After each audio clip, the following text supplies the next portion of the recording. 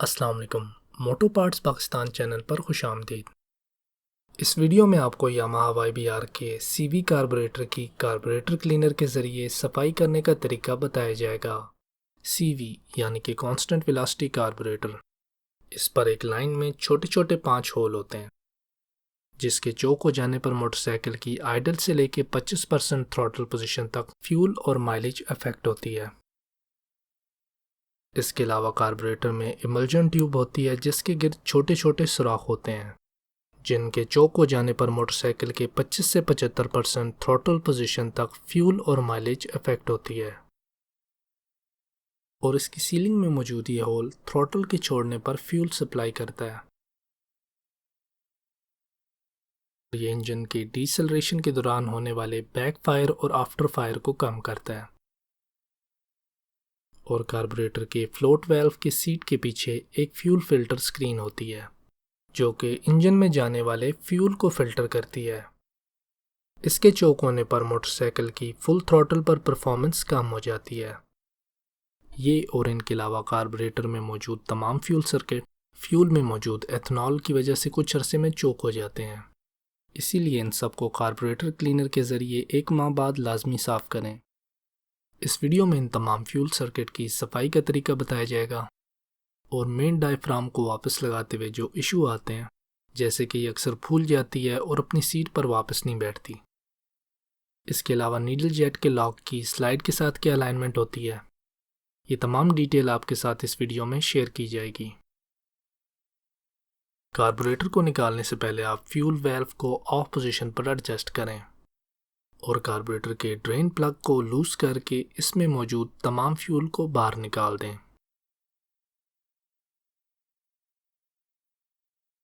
अब accelerator wire पर मौजूद एडजस्टर को लूज करें और वायर को बाहर निकाल लें। ये ऊपर वाला एडजस्टर राइट की तरफ टर्न करने पर लूज होता है, और जबकि नीचे वाले को लूज करने के लिए इसे लेफ्ट की तरफ टर्न करें।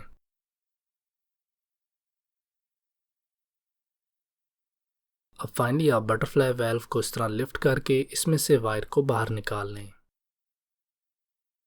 फिर कार्बोरेटर के आगे और पीछे मौजूद दोनों होस क्लैंप्स को लूज करें।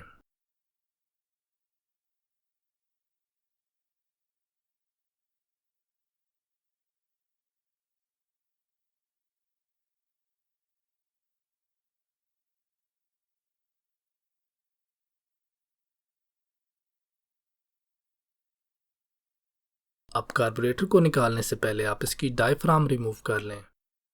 कार्बोरेटर के टॉप पर इस तरह हाथ रख के इस पर मौजूद 2 स्क्रूज को रिमूव कर लें।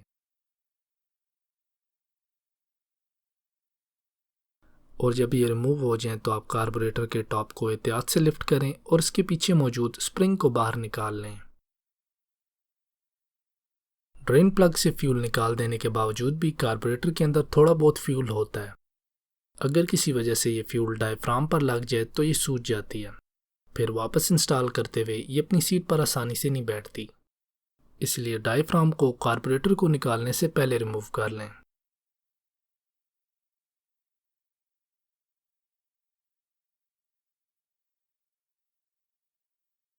अब फाइनली आप कार्बोरेटर को इस तरह दाएं बाएं टर्न करें और पीछे की तरफ खींचते हुए बाहर निकाल लें।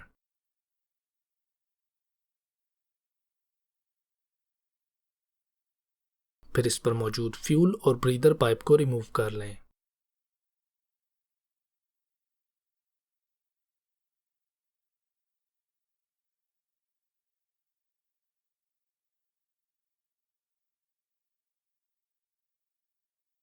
अब अगर आपके मोटरसाइकिल का ड्रेन बोर्ड सीज था और आप इसके अंदर से फ्यूल नहीं निकाल सके, तो आप डायफ्राम को रिमूव कर देने के बाद कार्बोरेटर को इस तरह टैंकी में उंडेल के इसका फ्यूल निकाल सकते हैं। आप इस पाइप को टैंकी की तरफ झुकाएं तो इसमें से फ्यूल आने लगेगा।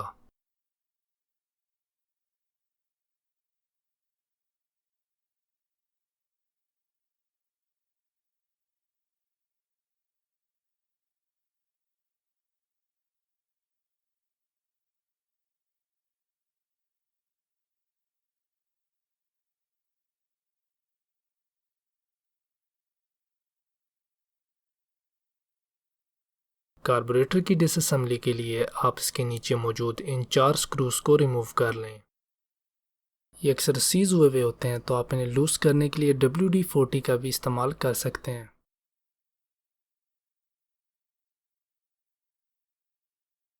कार्बोरेटर के खुल जाने के बाद इसके अंदर से सबसे पहले हम फ्लोट रिमूव करेंगे। इस पर दिए हुए पिन को हम आइडल RPM वाले स्क्रू की साइड से रिमूव करेंगे। इसके लिए आप एक कील को इसके ऊपर रख के हल्का सा टैप करेंगे तो ये बाहर निकल जाएगा।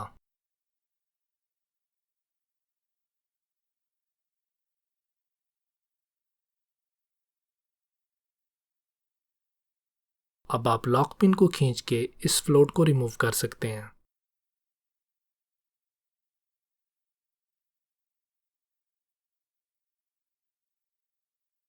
इसे एहतियात से रिमूव करें, ये दो पार्ट होते हैं, फ्लोट और फ्लोट वाल्व।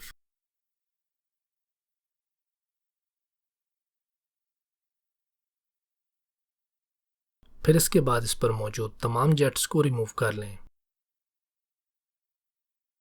इसमें पहले ये इमल्जन ट्यूब रिमूव करेंगे।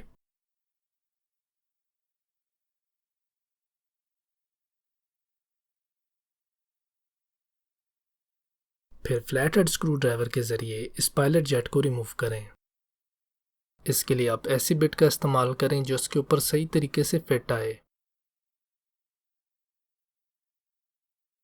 और ये पायलट स्क्रू भी अक्सर अंदर सीज होता है, तो इसको रिमूव करने के लिए भी आप WD-40 का इस्तेमाल कर सकते हैं।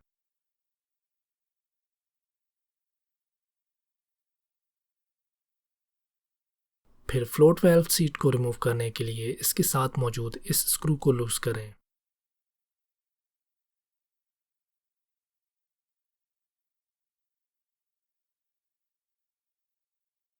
इस सीट को निकालने के लिए इसके गिर्द ये ऊपरी हुई जगह मौजूद है। इसे इस जगह से पकड़ के नीडल नोज प्लायर की मदद से खींच के बाहर निकाल लें।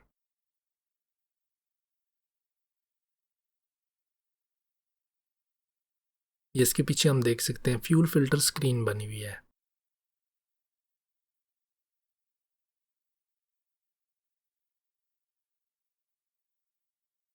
अब साइड पर मौजूद चोक प्लंजर को रिमूव कर लें।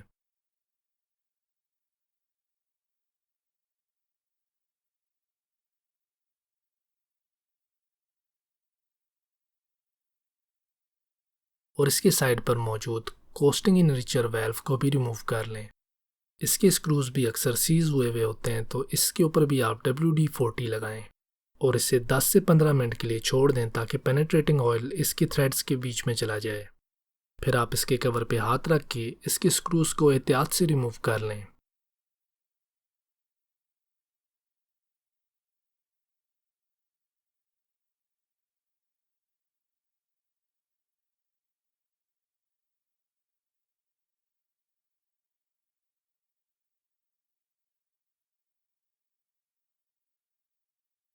इस स्मॉल डायफ्राम को रिमूव करने के लिए आप इसे इसके मेटल वाले एरिया से पकड़ के राइट लेफ्ट टर्न करते हुए बाहर निकाल लें। और अब फाइनली मिक्सचर स्क्रू की बारी है। इसे रिमूव करने से पहले आप इसकी मौजूदा सेटिंग को नोट कर लें। इसे इस तरह राइट की तरफ टर्न करते जाएं और इसके टर्न काउंट करके नोट कर लें। इन टर्न्स को इस तरीके से काउंट करें। जब हम मिक्सचर स्क्रू को इतना टर्न करते हैं तो ये क्वार्टर टर्न कहलाता है और ये 0.25 टर्न लिखा जाता है। और जब इसे मज़ीद टर्न करते हुए स्टार्टिंग पोजीशन के बिल्कुल मुखालिफ सिमत में आ जाते हैं तो ये हाफ टर्न कहलाता है और ये 0.5 टर्न लिखा जाता है। और जब इसके अंदर मज़ीद क्वार्टर टर्न ऐड किया जाता है तो ये 3/4 टर्न कहलाता है और ये 0.75 टर्न लिखा जाता है। और जब ये घूम के वापस अपनी ओरिजिनल पोजीशन पे आ जाता है तो ये 1 टर्न लिखा जाता है। तो ये टर्न्स का कॉन्सेप्ट अब क्लियर हो चुका है, तो आप इसे इस तरह राइट की तरफ टर्न करते जाएं और इसके टर्न काउंट करके नोट कर लें। क्योंकि कार्बोरेटर की सफाई के बाद हमने इसे वापस पहले वाली एडजस्टमेंट पर लेके आना है।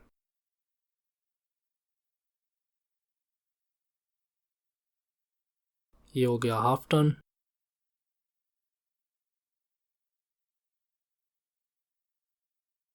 1 टर्न,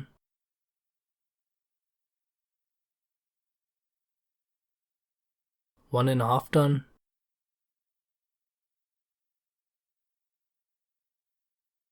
और ये हो गया 2 टर्न्स।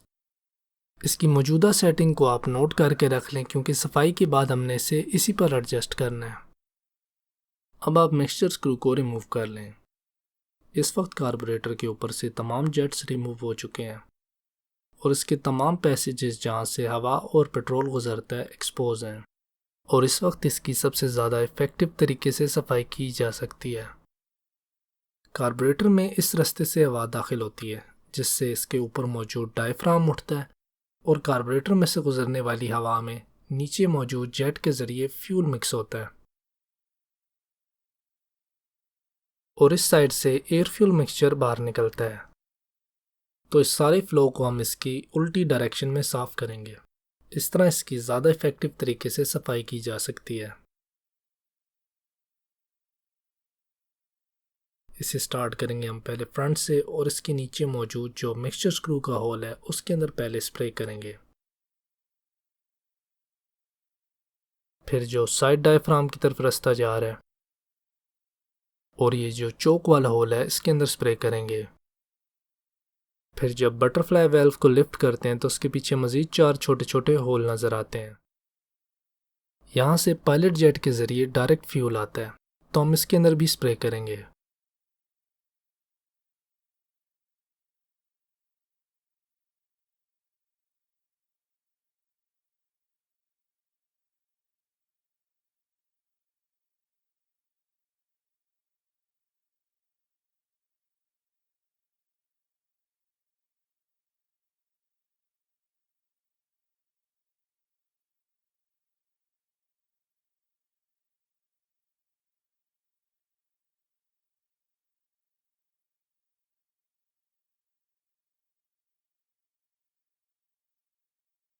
इसके अलावा बटरफ्लाई वेल्व हल्की सी खुली रहती है और इसके इर्द गिर्द हल्की सी स्पेस होती है जिसमें से हवा आती रहती है।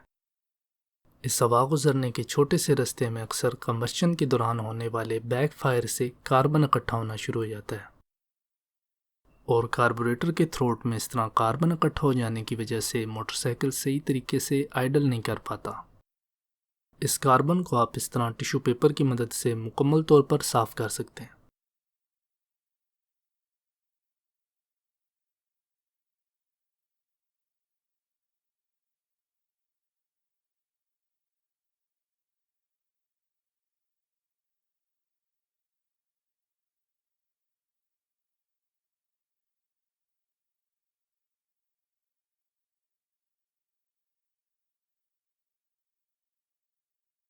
ठीक इसी तरह बटरफ्लाई वेल्व को खोल के ऊपर वाले एरिया को भी साफ़ करें।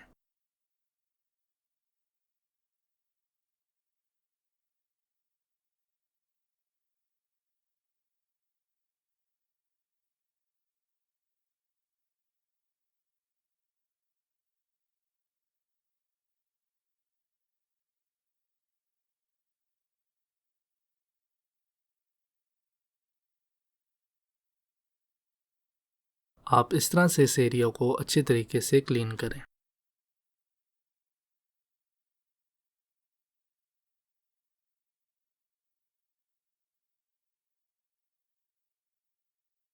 फिर कार्बोरेटर के नीचे मौजूद इन 4 जेट की सीट को क्लीन करें। इसमें पहला है float valve, main jet, pilot jet और आइडल मिक्सचर स्क्रू।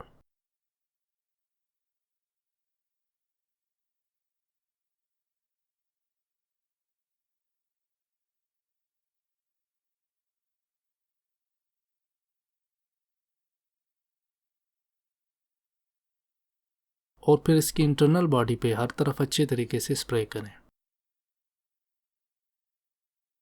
और सबसे इम्पोर्टेंट ये रास्ता जहाँ से कार्बोरेटर के अंदर फ्यूल एंटर होता है, इसके अंदर साइड पर एक होल होता है। आप कार्बोरेटर क्लीनर के ज़रिए इस पर एम करते हुए स्प्रे करें।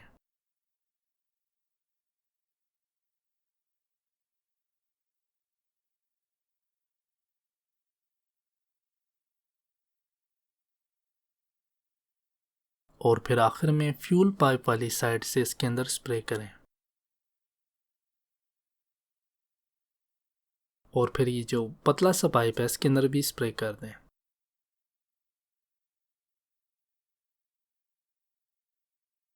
अब साइड डायफ्राम की तरफ आ जाते हैं। इसमें जो साइड डायफ्राम का पिस्टन चलता है और मेन डायफ्राम की तरफ जो इसकी एंट्री है, इसमें स्प्रे करें। ये हम देख सकते हैं इसकी साइड डायफ्राम की तरफ एंट्री है। इस होल से साइड डायफ्राम की तरफ हवा आ जाती है।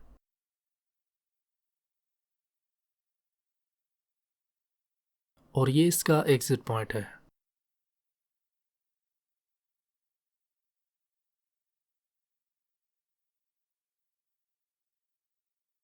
ठीक इसी तरह इसके कवर पे भी 2 होल हैं।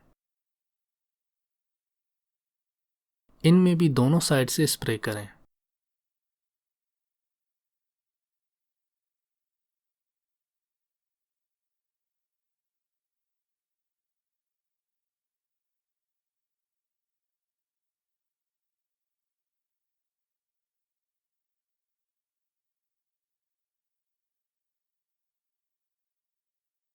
फिर कार्बोरेटर के ब्रीदर पाइप में स्प्रे करें।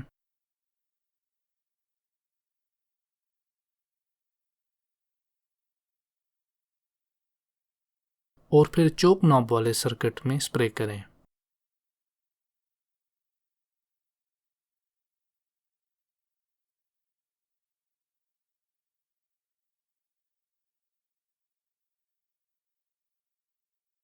फिर ऊपर मेन डायफ्राम वाली साइड पर आ जाते हैं। इसमें ये वाला होल चोक प्लंजर की तरफ जाता है, दूसरा कोस्टिंग इनरिचर की तरफ जाता है और तीसरा डायफ्राम का होता है। यहाँ पर डायफ्राम वाले एरिया से एयर इकट्ठी होती है जो कि स्लाइड को भी लिफ्ट करती है और इन 2 सर्किट्स को एयर सप्लाई करती है।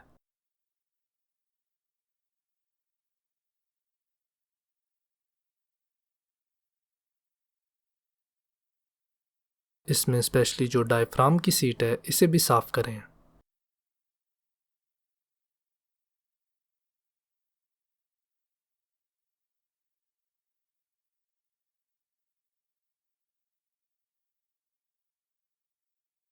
और फिर फाइनली बैक पर ये 3 होल होते हैं जिनमें से एक आइडल सर्किट और कोस्टिंग इनरिचर वाल्व की तरफ जाता है, दूसरा राइट वाला मेन जेट की तरफ जाता है और ऊपर वाला डायफ्राम की तरफ जाता है।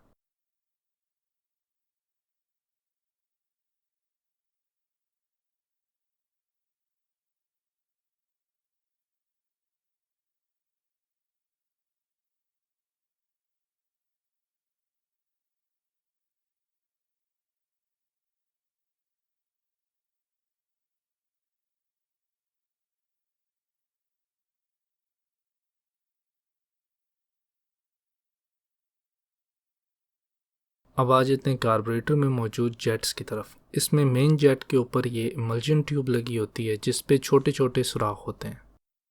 इसमें से हवा गुजरती है और ये कार्बोरेटर के बाउल में मौजूद फ्यूल को लिफ्ट करने में मदद करते हैं।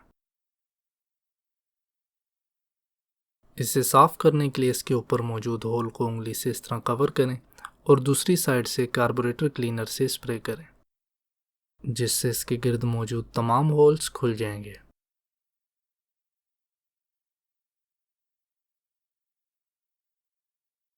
ठीक इसी तरह से टर्न करके ऑपोजिट साइड पे भी सेम मेथड अप्लाई करें।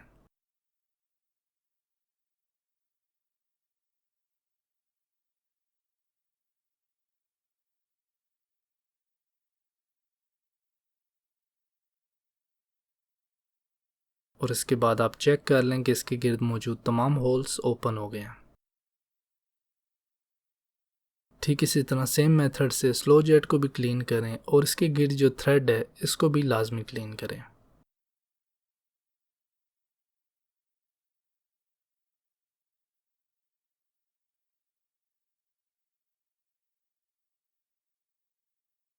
फिर फ्लोट वाल्व पर मौजूद फ्यूल फिल्टर स्क्रीन।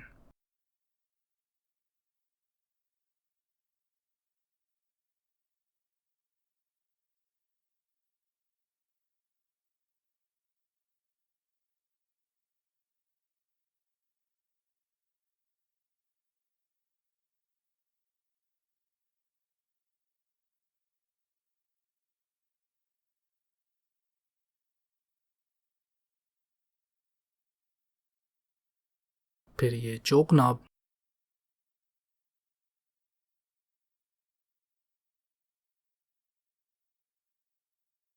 और ये साइड डायफ्राम का piston.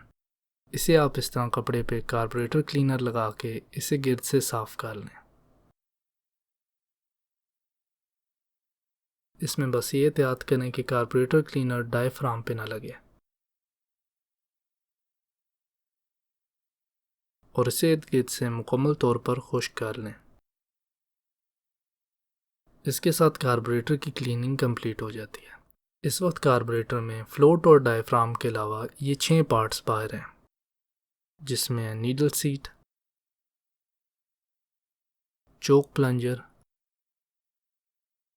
Costing enricher, emulsion tube, slow jet और आइडल मिक्सचर स्क्रू। अब कार्बोरेटर की रीअसेंबली हम नीडल सीट को वापस लगाने से स्टार्ट करते हैं। आप इसे इस तरह अंगूठे की मदद से प्रेस करके इसे इसकी सीट पर बिठा दें और इसके स्क्रू को वापस लगा के हल्की सी फोर्स से टाइट करें।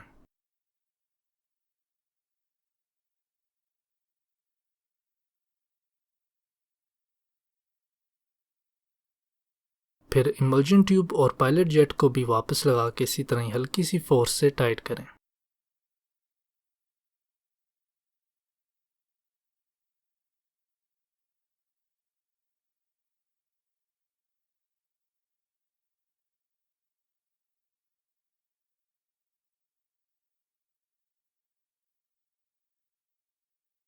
और मिक्सचर स्क्रू 4 पार्ट्स पर मुश्तमिल होता है। अगर ये किसी वजह से खुल गया तो आप इसके 4 पार्ट्स इस तरह पूरे करके इस तरह असम्बल करें।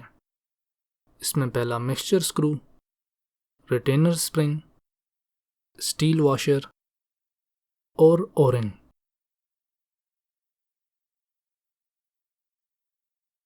और ये वापस इस तरतीब से लगते हैं। सबसे पहले रिटेनर स्प्रिंग, फिर स्टील वॉशर और फिर ओरिंग। इस रबड़ की ओरिंग को वापस लगाने के लिए आप इसे इस तरह टर्न करते जाएं तो ये अपनी सीट पे बैठ जाएगी।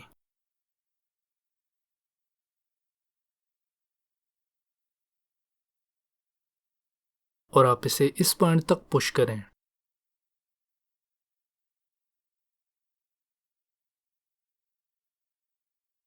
अब मिक्सचर स्क्रू को वापस लगा के इसे इसकी क्लोज पोजीशन तक टर्न करें।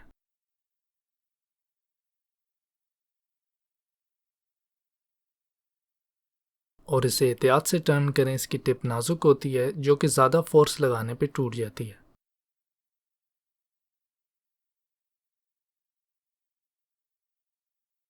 ये क्लोज पोजीशन पे इस तरह दिखता है। अब इसे 2 टर्न लूज करते हैं जो इसकी सफाई से पहले की पोजीशन थी। ये हो गया हाफ टर्न, 1 टर्न,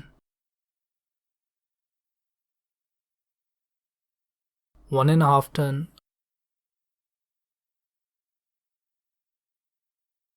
और 2 टर्न। अब साइड डायफ्राम को वापस लगाएं।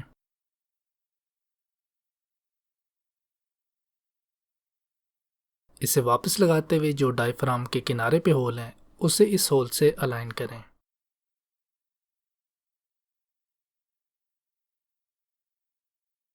आप इसके पिस्टन को बीच में इस तरह इंसर्ट करें और उसके बाद अगर मज़ीद अलाइनमेंट की ज़रूरत हो तो आप इसे इस तरह सेंटर से पकड़ के राइट लेफ़्ट टर्न करते हुए इसको अलाइन कर सकते हैं।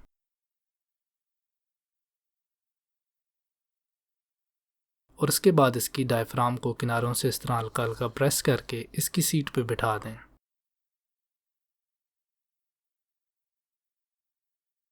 फिर इसके स्प्रिंग को वापस लगाएं और इसके कवर पे मौजूद ये पॉइंट जो उठा हुआ है उसे इस होल से अलाइन करें। और फिर इस स्प्रिंग को इसकी सीट से अलाइन करें और कवर को वापस लगा दें।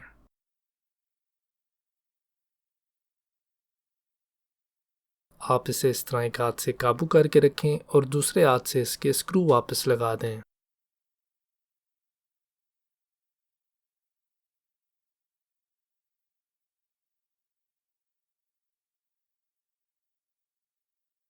फिर पहले आप इन दोनों को एक बार टाइट कर लें।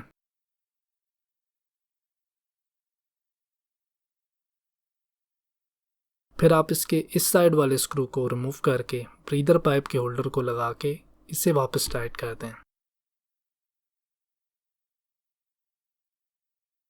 इस तरह 2 स्टेप में लगाने से आप डायफ्राम को बगैर डैमेज किए इसे रीअसेंबल कर सकते हैं।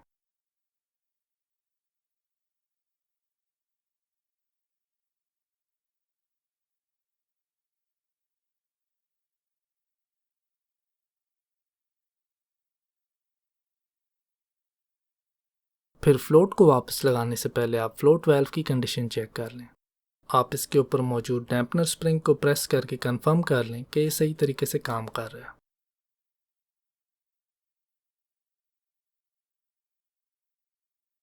और इसकी दूसरी साइड पे आपको इस तरह का उल्टे वी की तरह का शेप नज़र आएगा। आप इस बात को कंफर्म कर लें कि ये सीधा वी के शेप में हो और कहीं से भी बेंड या बैठा हुआ ना हो। अगर इसकी शेप ख़राब है और ये कहीं से भी अंदर की तरफ बेंड हुआ है या पिचका हुआ है तो आप इसे रिप्लेस कर दें। अब फ्लोट वाल्व को फ्लोट पे लगाने के लिए आपको इसके दरमियान ये 2 स्लॉट नज़र आ रही होंगी, आप इसे इसके बीच में एडजस्ट करें।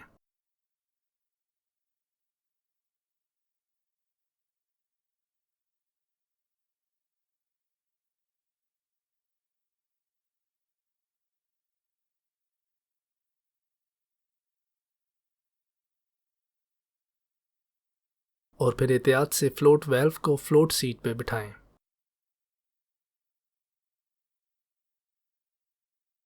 फिर इन दोनों पे मौजूद होल्स को अलाइन करके लॉक पिन को इस तरह इंसर्ट कर दें। यहाँ पे आप इस बात का ख्याल रखें कि लॉक पिन का ये जो पॉइंटी हिस्सा है ये आपने बीच में इंसर्ट करना है।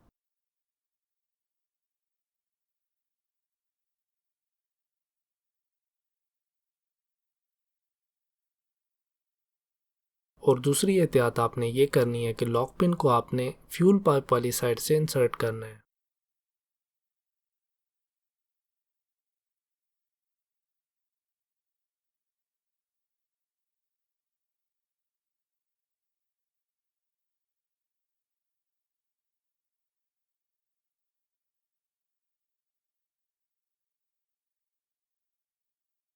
और जब ये मज़ीद आगे पुश ना हो रहा हो तो आप इसे इस तरह प्लायर की मदद से प्रेस कर दें।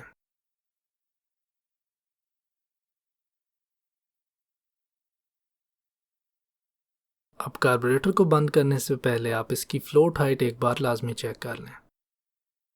फिर कार्बोरेटर के बाउल पर मौजूद इस होल को मिक्सचर स्क्रू से अलाइन करके इसे वापस लगा के इसके स्क्रू टाइट कर दें।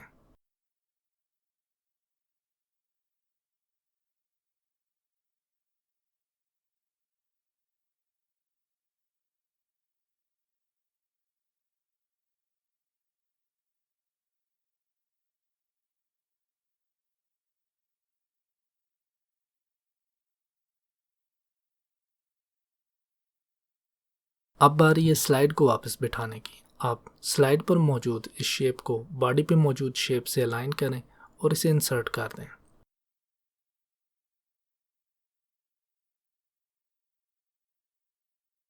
और नीचे से आपने जेट नीडल को नीडल जेट में इंसर्ट करना है।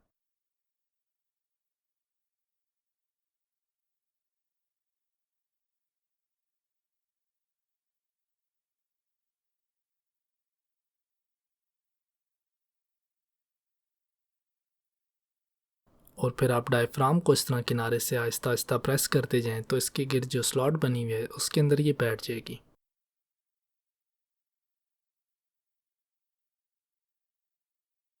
और इसका कवर लगाने से पहले आप इस बात की तसल्ली कर लें कि डायफ्राम चारों साइड से मुकम्मल तौर पे सीटेड है।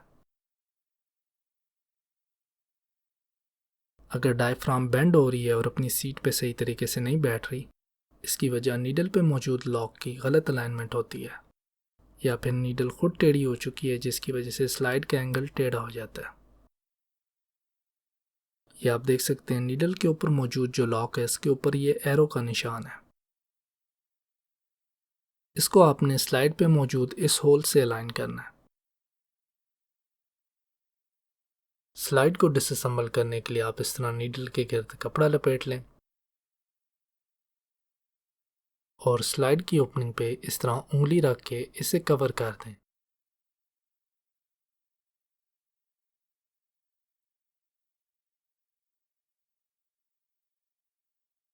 अब इसे इस तरह प्लायर की मदद से पीछे की तरफ पुश करें तो नीडल बाहर आ जाएगी।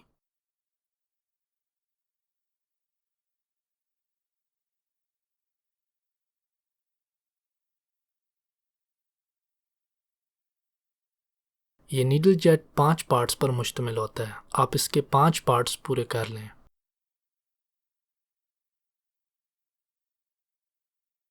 इसमें ये 3 पार्ट्स एक साइड पे होते हैं, जिसमें नीडल, प्लास्टिक का होल्डर और ये सी क्लिप।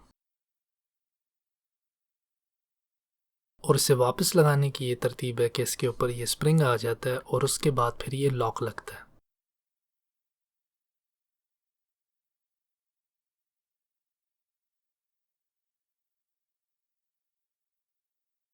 फिर स्लाइड को ऊपर से देखें तो 2 होल नजर आएंगे। इसमें जो ऊपर वाला होल है उसे आपने लॉक पे मौजूद इस एरो से अलाइन करना है। ये आप देख सकते हैं कि लॉक के ऊपर तीर का निशान नजर आ रहा है। आपने इस तीर के निशान को इस होल के ऊपर अलाइन करना है और जेट नीडल को इस होल में इंसर्ट करना है। और जब ये अलाइन होगा तो ये एरो वाला हिस्सा इस होल को कवर कर लेगा। इसे वापस लगाने के लिए आप स्लाइड के नीचे मौजूद इस एरिया को उंगली से कवर कर लें और फिर नीडल को इस तरह पकड़ के स्लाइड में मौजूद सेंटर वाले होल में इंसर्ट कर दें।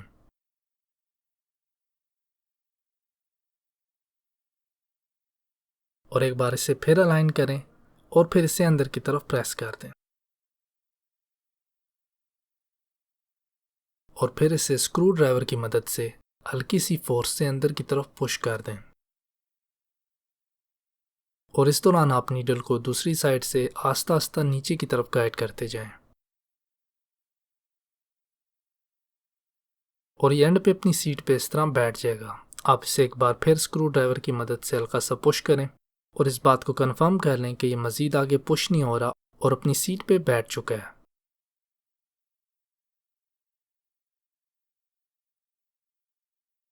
और आप फिर इस तरह इसे हल्का सा अंदर की तरफ पुश करके चेक कर लें कि इसके अंदर हल्की सी प्ले है और इसे प्रेस करने पर इस तरह मूव करना चाहिए। इसके अलावा डायफ्राम से मुतालिक एक और इशू पेश आता है, वो ये है कि डायफ्राम पेट्रोल लगने की वजह से फूल जाती है और इसके किनारे इस तरह फूल जाते हैं और अपनी सीट पे नहीं बैठते। ये आप देख सकते हैं, ये पेट्रोल लगने की वजह से फूली हुई है और अपनी सीट की तरफ प्रेस नहीं हो पा रही। तो ऐसे में आप इसके ऊपर लगे पेट्रोल को कपड़े की मदद से एहतियात से साफ कर लें।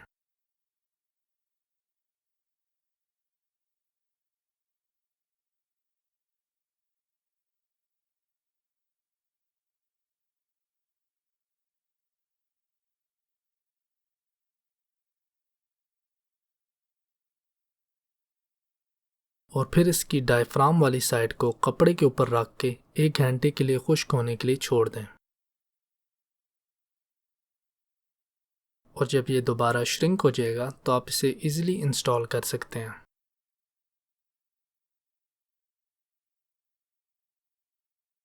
और जब डायफ्राम इस तरह प्रॉपरली सीटेड हो जाए तो आप इसकी स्प्रिंग को वापस लगा दें।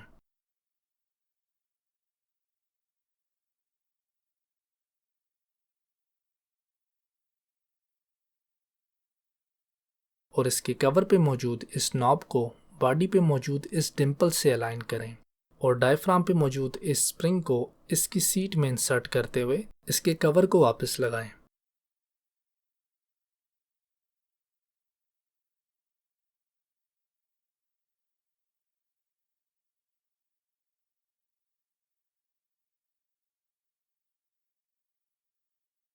अब इसके स्क्रू लगाने से पहले आप ये कंफर्म कर लें कि डायफ्राम इस तरह कहीं से बाहर तो नहीं निकल रही।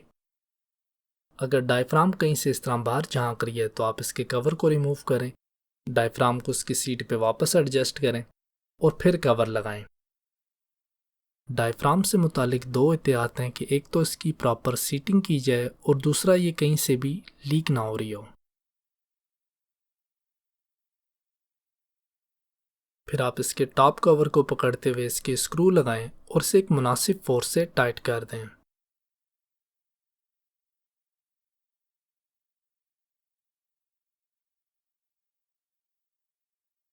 और आखिर में फिर आप स्लाइड को इस तरह स्क्रू ड्राइवर की मदद से एक दो बार लिफ्ट कर लें।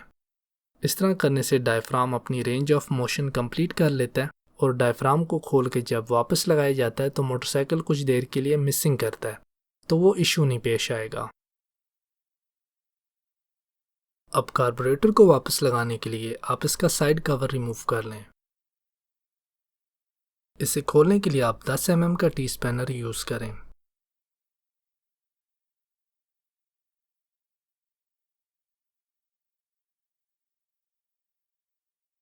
फिर साइड कवर को निकालने के लिए आप इसे इस तरह ऊपर की तरफ पुश करते हुए अपनी तरफ खींचें और फिर इसे आगे की तरफ स्लाइड करते हुए बाहर निकाल लें।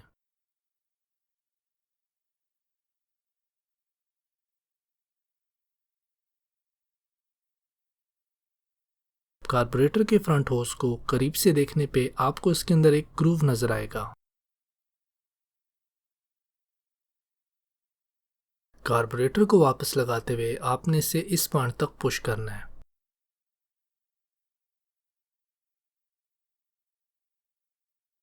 अब फ्यूल और ब्रीदर पाइप को पहले वापस लगाएं।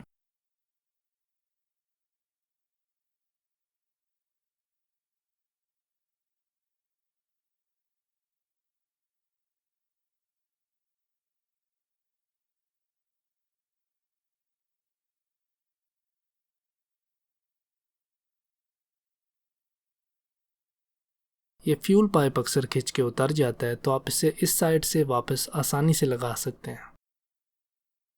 ये यहाँ से देखने पर वेल्व नज़र आ रहा होता है, आपने इसे इस तरह पाइप के अंदर इंसर्ट कर देना है।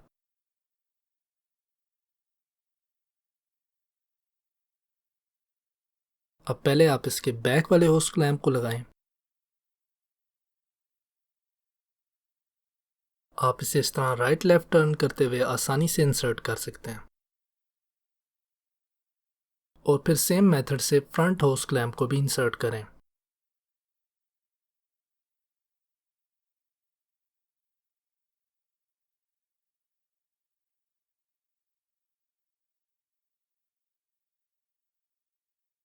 आप इसे इस तरह पुश करके कंफर्म कर लें कि ये अपनी सीट पे बैठ चुका है और फिर आप इसे इस तरह हेड और सिलेंडर की सीध में अलाइन करें।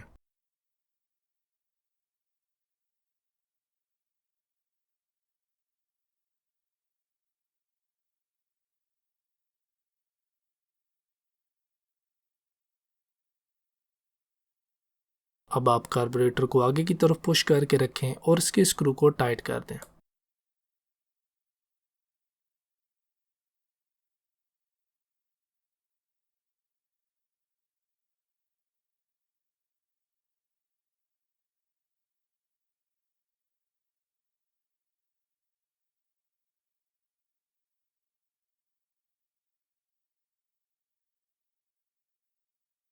और बैक होस क्लैंप के स्क्रू को टाइट करते हुए आप होस को आगे की तरफ पुश करके रखें।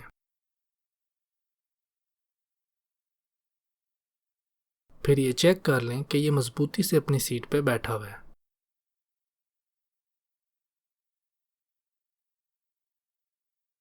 और फिर एंड पे ये ड्रेन पाइप वापस लगा दें।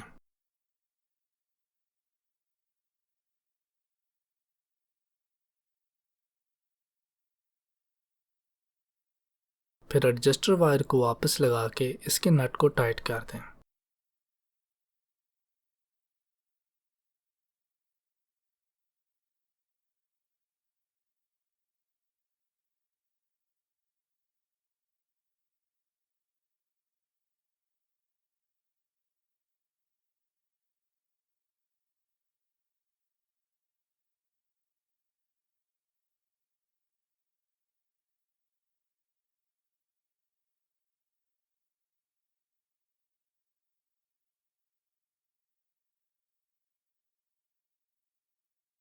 और फिर इसे इतना लूज रखें कि थ्रॉटल में 3 से 7 मिलीमीटर तक की फ्री प्ले हो।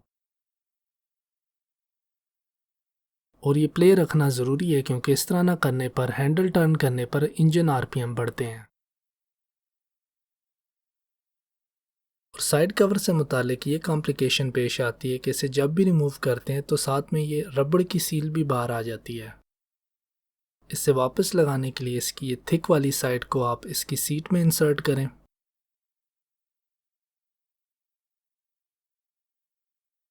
और इससे फिर अंदर की तरफ पुश करते हुए यूं टर्न करते जाएं तो ये अपनी सीट पे बैठ जाएगा।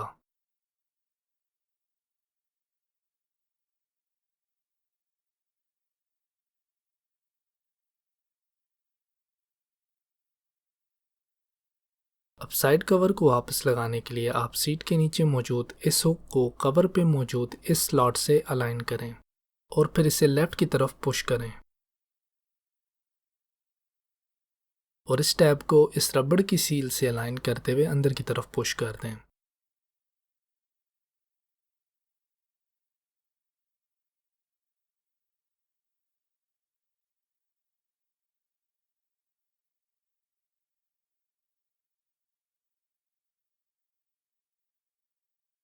और आखिर में फिर इस बोल्ट को एक मुनासिब फोर्स से टाइट कर दें।